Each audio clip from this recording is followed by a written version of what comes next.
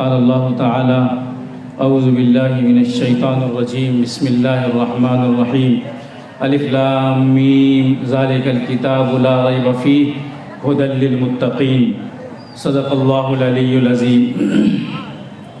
صدر اجلاس، علماء کرام اور دانشوران قوم و ملت، اللہ جل جلالہ کا بے حد شکر ہے، اس کا احسان ہے کہ آج ہمیں اس شاندار اجلاس میں حاضری کی سعادت نصیب ہوئی۔ اجلاس کو اور پنڈال کو اور اسٹیج کو جس شاندار طریقے سے سجایا گیا ہے اور جتنا خوبصورت بنایا گیا ہے، واقعی وہ قابل داد ہے۔ عربی شاعر نے بڑی اچھی بات کہی تھی، شاید ایسے ہی موقع کے لیے کہا ہو، فلما نزلنا منزلا طلہ الندى انیقا وبستانا من النور حالیا اجد لنا طیب المکان وحسنہ منن فتمنینا فکنت الامانیہ۔ شاعر کہتا ہے، جب میں ایک جگہ اترا جہاں پر اوس نے اور شبنم میں جگہ کو ترک کر دیا تھا، اور اس جگہ کی رویدگی، خوبصورتی اور اس جگہ کی چمک اور نور نے مجھے بہت زیادہ متعجب کیا۔ میں تعجب میں پڑ گیا اور ایسا لگا، میں نے تمنا کیا کہ کاش یہ میری جگہ ہوتی، فتمنینا فکنت الامانیہ، تو وہ جگہ ہی میرے لیے امید کا مرکز ٹھہری۔ حضرات، بہت ہی شاندار پنڈال، جگہ، سامعین، مقررین ہیں، آپ نے ان کی باتوں کو سنا۔ عظمت قرآن پہ گفتگو چل رہی ہے۔ قرآن کی عظمت بیان کرنا شاید سب کے بس کی بات نہیں ہے۔ علامہ اقبال نے کہا تھا اور بڑی اچھی بات کہی کہ قرآن میں وہ غوطہ زن اے مرد مسلمان، اللہ کرے تجھ کو عطا جدت کردار۔ آپ کو معلوم ہوگا کہ دنیا کے اندر جتنے علوم ہیں تمام میں شکوک ہیں، شبہات ہیں، ریب ہے، بے یقینی ہے، اور صرف ایک کتاب الہی ہے جس کے اندر ذرہ برابر کوئی شک اور شبہ نہیں ہے، نہ تو لفظ کے اعتبار سے، نہ معنی کے اعتبار سے، نہ فصاحت کے اعتبار سے، نہ بلاغت کے اعتبار سے، نہ احکام کے اعتبار سے، کسی اعتبار سے قرآن مجید کے اندر کوئی شک اور شبہ نہیں ہے۔ اسی کی حقیقت کو اللہ تعالیٰ نے بیان فرمایا، ذالک الکتاب، یہ وہ عظیم کتاب ہے۔ ہمیں حیرت ہوئی بلاغت پڑھاتے ہوئے کہ ذالک الکتاب اللہ میاں نے فرمایا ہے، اگر اصول کے حساب سے بات کی جاتی تو حاضل کتاب کہنا چاہیے تھا اللہ کو۔ ہم جب قرآن پڑھتے ہیں تو قرآن میرے ہاتھوں میں ہوتا ہے، قرآن سامنے ہوتا ہے، اور اس میں اشارہ قریب کے لیے استعمال ہوتا ہے حاضہ۔ اللہ تعالیٰ نے اس میں اشارہ بعید کا ذالک کیوں استعمال کیا؟ تو بلاغت کے ماہرین نے وہاں پر اس عقدے کو، اس مسئلے کو یوں حل کیا کہ ذالک کا استعمال جب ہوتا ہے تو اس چیز کی رفعت کو بیان کیا جاتا ہے، اس چیز کی عظمت کو بیان کیا جاتا ہے، اس چیز کی بڑائی کو بیان کرنا مقصود ہوتا ہے۔ تو اس کا ترجمہ اب یوں ہوگا، ذالک الکتاب، یہ وہ عظیم کتاب ہے، یہ کتاب نہیں، یہ وہ عظیم کتاب ہے جس کے اندر ذرہ برابر کوئی شک اور شبہ نہیں۔ اللہ تعالیٰ نے بڑے دعوے کے ساتھ فرمایا ہے، دنیا کے اندر جتنے علوم ہیں آپ ان کا جائزہ لیں۔ میڈیکل سائنس میں جائیں گے، آج سے 25 سال پہلے ڈاکٹر جو دوائی لکھتا تھا، آج ڈاکٹروں نے وہ دوا لکھنا بند کر دیا ہے۔ کہتے ہیں کہ یہ دوا صحت کے لیے اب مفید نہیں رہی، نئی ٹیکنالوجی آ گئی ہے، نئی دوا آ گئی ہے، وہ بھی بدل گیا۔ سائنس کے کتنے نقطے بدل گئے، کتنے نظریات بدل گئے۔ 50 سال پہلے، 40 سال پہلے، 30 سال پہلے ہم لوگوں نے کتابوں کے اندر پڑھا تھا کہ زمین سورج کے ارد گرد گھوم رہی ہے، اور زمین آسمان کے اندر جو سورج طلوع ہوتا ہے، سورج اپنی جگہ ٹھہرا ہوا ہے۔ یہ نظریہ ایسا تھا جو مسلم تھا، جس کے تردید کرنے اور جس سے دعوے کو جھوٹا ثابت کرنے کے لیے کسی مسلمان کے پاس کوئی دلیل نہیں تھی، جبکہ قرآن نے 1400 سال پہلے کہا تھا وَالشَّمْسُ تَجْرِي لِمُسْتَقَرٍّ لَهَا، سورج دوڑ رہا ہے اپنے مستقر کی طرف، سورج بھی دوڑ رہا ہے، لیکن آج کی سائنس وہیں پہنچی جہاں 1400 سال پہلے قرآن نے کہا تھا، جو اعلان کیا تھا، آج سائنس کا نظریہ بدل گیا، اس کے مسلمات بدل گئے، اس کی فکر بدل گئی۔ سائنس کو یہ ماننا پڑا کہ سورج بھی چکر لگا رہا ہے، سورج بھی گھوم رہا ہے۔ اس طرح کی یہ ایسی بات نہیں کہ قرآن سائنس کی کتاب ہے یا میڈیکل سائنس کی تعلیم دیتا ہے، لیکن قرآن نے جس نقطے کو بھی چھو لیا ہے، جس نقطے کو بتایا ہے، وہ یکتا ہے اور منفرد ہے، اس کی کوئی مثال نہیں، اس میں ذرہ برابر کوئی شک نہیں۔ قرآن کے اندر جو معانی ہیں، جو مفاہیم ہیں، جو آیات ہیں، جو جملے ہیں، آپ کو یقین مانیے اور یقین کرنا پڑتا ہے، یقین کرنا پڑے گا کہ قرآن مجید کے اندر ایک لفظ بھی ایسا نہیں ہے جو غیر مرجو ہو۔ غیر مرجو کا مطلب ہوتا ہے جو استعمال کے اعتبار استعمال میں نہ آتا ہو یا جس کا استعمال قلیل الاستعمال ہو۔ قرآن میں ایک لفظ بھی ایسا نہیں ہے۔ شاعروں کو پڑھیے، امرؤ القیس کو پڑھیے، لبید کو پڑھیے، بڑے بڑے شعراء کو پڑھیے، دانشوروں کو پڑھیے، ادیب کو پڑھیے، مصنف کو پڑھیے، آپ کو اندازہ ہو جائے گا ان کی کتابوں کے اندر کس قدر ان کے اندر قلیل الفاظ استعمال ہوئے ہیں۔ لیکن قرآن مجید کے اندر علماء نے، مفسرین نے، بلاغت والوں نے اور لغت والوں نے عرض کی زماں آراضی بتایا ہے اور آراضی کو مرجوح قرار دیا ہے اور قلیل الاستعمال قرار دیا ہے۔ قرآن مجید کے اندر ڈھونڈیے، کہیں بھی آراضی کا لفظ استعمال نہیں ہوتا ہوا نہیں ملے گا۔ سماوات استعمال کیا ہے، لیکن جب زمین کو 7 آسمان بتانا مقصود ہوا، وَالْأَرْضُ مِثْلَهُنَّ کا بہترین تعبیر فرما کر، یہ قرآن کی عظمت ہے، یہ قرآن کی بڑائی ہے۔ قرآن میں ہو غوطہ زن، اے مرد مسلمان، اللہ کرے تجھ کو عطا جدت کردار اس وقت تک نصیب نہیں ہوگی جب تک ہم قرآن میں غوطہ زن نہیں ہوں گے، قرآن کے سے جب نہیں لگیں گے، قرآن سے نہیں ملیں گے، قرآن سے نہیں جڑیں گے، ہم عظیم نہیں بن سکتے ہیں۔ قرآن عظیم کتاب ہے، عظمت والی کتاب ہے۔ ہمیں عظمت اس وقت ملے گی، ہماری حفاظت اس وقت ہوگی جب ہم اپنے آپ کو قرآن سے جوڑ لیں گے۔ اللہ تعالیٰ نے قرآن مجید کی حفاظت کا وعدہ کیا ہے، اور جو قرآن سے جڑے گا، قرآن کو پڑھے گا، قرآن کی تعلیم پہ عمل کرے گا، وہ ترقی کرے گا، وہ آگے بڑھے گا، وہ دنیا کو فتح کرے گا اور دنیا کے اندر کمندیں ڈالے گا اور دنیا کے اندر اپنے جھنڈے کو گائے گا۔ اور دشت تو دشت ہیں، دریا بھی نہ چھوڑے ہم نے، بحر ظلمات میں دوڑا دیے گھوڑے ہم نے کا منظر سامنے آئے گا۔ میرے بھائی اور دوستوں، حضرات صحابہ کرام نے قرآن کی اسی عظمت کو سمجھا تھا تو جدھر بڑھتے چلے گئے۔ تاریخ کے اندر لکھا ہوا ہے کہ صحابہ کرام نے، حضور کے جانشین نے، حضور کے وارثین نے دنیا میں 50 سال محنت کی اور 50 سال کے اندر دنیا کے 60% حصے پر انہوں نے اپنا کنٹرول جمایا۔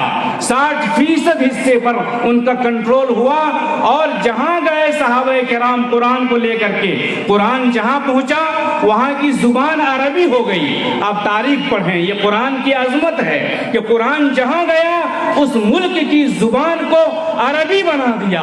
صحابہ کرام کے ہاتھوں جہاں قرآن پہنچا اس ملک کی زبان عربی ہو گئی۔ آج تک وہاں پر عربی زبان بولی جا رہی ہے۔ میرے بھائیو اور دوستو، قرآن کی عظمت، قرآن کی رفعت، اس کی منزلت، اس کا مقام و مرتبہ آپ کیا سمجھیں؟ جس مدرسے کے اندر قرآن نہیں وہ مدرسہ نہیں، کچھ اور ہے۔ جس نماز کے اندر قرآن نہیں وہ نماز نہیں، وہ ورزش کا یہ یا ایکسرسائز کا ایک ذریعہ ہے۔ وہ دل، جس دل میں قرآن نہیں وہ ویران گھر ہے۔ جس گھر میں قرآن نہیں وہ ویران گھر ہے۔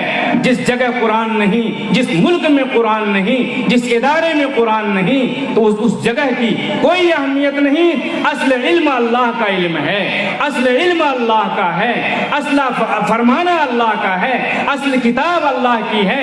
قرآن 1400 سال سے آج تک۔ ایک بات اور میں بتاؤں آپ کو کہ آج زبانوں کے ماہرین یہ بتاتے ہیں، جو زبان جاننے والے یہ جانتے ہیں، اور انہوں نے بتایا کہ آج سے 100 سال پہلے، 200 سال پہلے جو زبان لکھی گئی آج وہ زبان لوگوں کو سمجھ میں نہیں آ رہی ہے۔ آج مولانا تھانوی، حضرت تھانوی رحمۃ اللہ علیہ کی تفسیر بیان القرآن اٹھا کے آپ پڑھ لیجئے، آج اس کی تسہیل کی ضرورت پڑ گئی ہے اور اس کو آسان اردو میں پیش کیا جا رہا ہے۔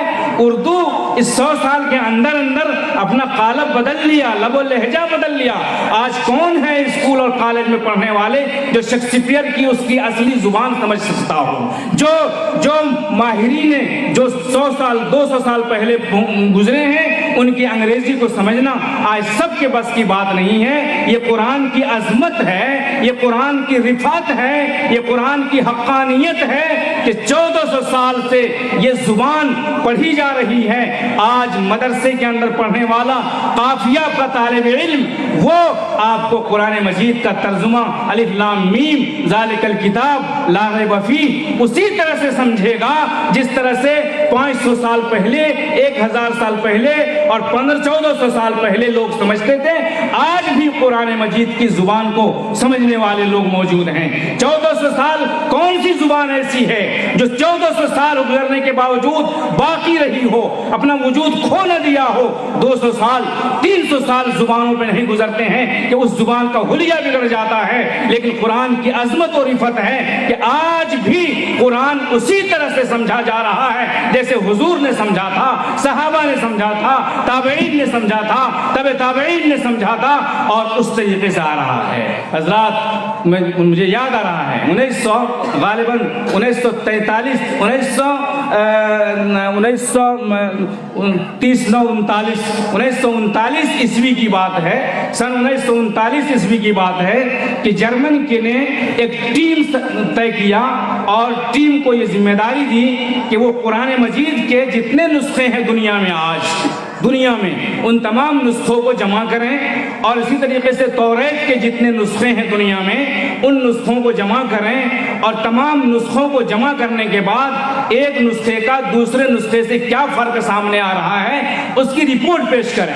پوری دنیا، امریکہ کا قرآن، سعودی کا قرآن، ہندوستان کا قرآن، نیپال کا قرآن اور بالکل ہی پسماندہ علاقوں سے قرآن مجید کے نسخوں کو جمع کیا گیا اور تمام نسخوں کا جائزہ لیا اور توریت کے تمام نسخوں کا جائزہ لیا۔ اس ٹیم نے جو اپنے سروے کرنے والے کو جو رپورٹ دیا تو سن کے اب چوکنا رہ جائیں گے۔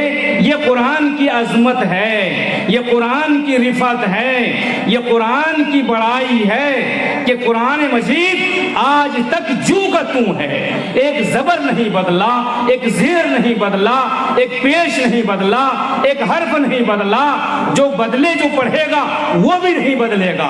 آج جو بدل رہے ہیں لوگ، آج جو بدل رہے ہیں، انسان اسی وقت تک انسان ہے جب اس کے اندر انسانیت ہو، مومن اسی وقت تک مومن ہے جب اس کے دل کے اندر جذبہ حریت و آزادی ہو، جب اس کے اندر غیرت ایمانی ہو۔ جب غیرت ایمانی کو مدرسوں سے نکال لیا جائے، علماء سے نکال لیا جائے، مومن کے دل سے نکال دیا جائے تو مومن نہیں رہ سکتا۔ سانپ اسی وقت تک سانپ ہے جب اس کے اندر زہر ہے، جب زہر نکال دیا جائے وہ سانپ سانپ نہیں رہتا۔ اس سانپ کو لوگ گلے کا ہار بناتے ہیں، اس سانپ کو لوگ کھلونا بناتے ہیں، اس سانپ کو سے لوگ کھیلتے ہیں، مداری اسے نچاتا ہے، جس طرح چاہتا ہے نچاتا ہے۔ اسی طریقے سے مومن کے اندر سے جب غیرت قرآن، غیرت ایمان، غیرت اسلام نکل جائے تو وہ مومن ہے۔ کسی کے ہاتھ مومن ایسا نہیں، وہ مومن نہیں ہے، وہ کسی کے ہاتھ کا ہتھ کنڈا بنے گا، باطل کا ہتھ کنڈا بنے گا، ظالم کا ہتھ کنڈا بنے گا، دشمنوں کا ہتھ کا بنے گا، مسلمانوں کے خلاف بولے گا، مسلمان کے خلاف لکھے گا، ڈیبیٹ میں جائے گا، پیسے لے کر کے پیسوں پر بکے گا، پان کی گلوری پہ بکے گا اور 10,000 پہ بکے گا، 5,000 پہ بکے گا، 1,000 پہ بکے گا، اس لیے کہ اس کے اندر سے وہ غیرت ایمان، جرأت ایمان اور وہ غیرت اسلام اور غیرت قرآن جب نکل جاتی ہے تو وہ انسان کہیں کا نہیں رہتا۔ جیسے وہ سانپ وہ گلے کا ہار بن جاتا ہے، دشمن کے ہاتھ گلے کے اندر بھی ہار بن جاتا ہے، لیکن جب تک مسلمان کے اندر غیرت ہے اس کا کوئی شکار نہیں کر سکتا۔ یہ غیرت کہاں سے آئے گی؟ اس قرآن سے آئے گی، اس قرآن کی آ سے آئے گی، قرآن کو پڑھنے سے آئے گی، قرآن کو سمجھنے سے آئے گی۔ آج افسوس، طاقوں میں سجایا جاتا ہوں، آنکھوں سے لگایا جاتا ہوں۔ افسوس کہ مثال ماہ چمکتا تھا جن کا داغ سجود خرید لی ہے فرنگی نے، وہ مسلمانی۔ مثال ماہ چمکتا تھا جن کا داغ سجود خرید لی ہے فرنگی نے، وہ مسلمانی۔ میرے بھائیو اور دوستو، میں یہ کہہ رہا تھا، جرمن ٹیم نے جو رپورٹ دیا اس نے یہ بتایا کہ قرآن کے تمام ہزاروں اور لاکھوں نسخوں کو آپس میں ہم نے ملایا۔ امریکہ، اسرائیل، نیپال، ہندوستان، پسماندہ ممالک کے قرآن مجید کو جمع کیا، اور تمام قرآن کو جمع کرنے کے بعد ایک جگہ بھی مجھے کوئی فرق محسوس نہیں ہوا۔ یہ آپ کا قرآن ہے، آپ کے پاس یہ کتاب ہے، کہاں چلے گئے آپ؟ کس طرح سے کہاں چلے گئے؟ فلک سے مجھ کو شکوہ ہے، زمین سے مجھ کو شکوہ ہے، فلک سے مجھ کو شکوہ ہے، زمین سے مجھ کو شکوہ ہے۔ یقین مانو، مجھے خود اپنے یقین سے مجھ کو شکوہ ہے، مجھے اپنے یقین سے شکوہ ہے۔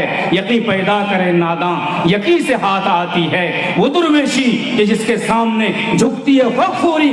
یقین مثل خلیل آتش نشینی، یقین اللہ مستی خود گزینی، سنے تہذیب حاضر کے گرفتار غلامی سے بدتر ہے بے یقینی۔ اس جرمن ٹیم نے جو رپورٹ دیا، کہا کہ توریت کے تمام نسخوں کو جب میں نے ملایا تو 2.25 لاکھ جگہیں ایسی ملی جہاں پر اختلاف مجھے ملا، اور 25,000 مقامات ایسے ملے کہ شدید اختلاف ہے، کوئی تعویل اور تطبیق کی کوئی گنجائش نہیں ہے۔